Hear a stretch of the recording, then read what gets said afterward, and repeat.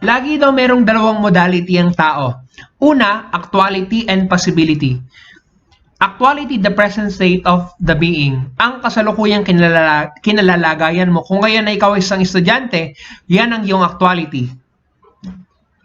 Kung ikaw ay isang guro, yan ang iyong actuality. Kung ikaw ay estudyante ngayon, kaakibat ng iyong actuality, your present condition ang tinatawag nating possibility.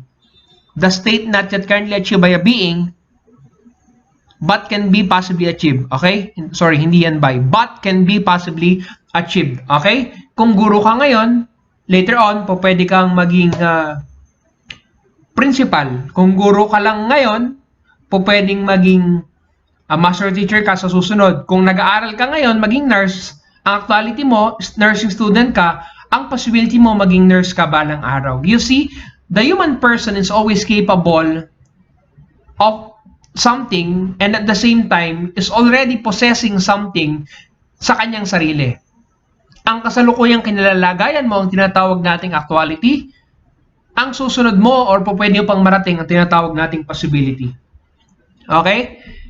Ang itlog, yan ang actuality niya, isang itlog. Ang possibility niya pwedeng maging isang kite, pwedeng maging chicks. Ang possibility naman ng chicks ay pwedeng maging manok.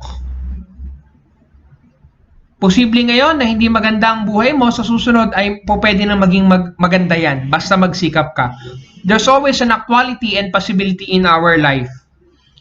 Look at the guy, nag-aaral siya, ang actuality niya isang estudyante, ang possibility niya ay maging isang successful graduate someday.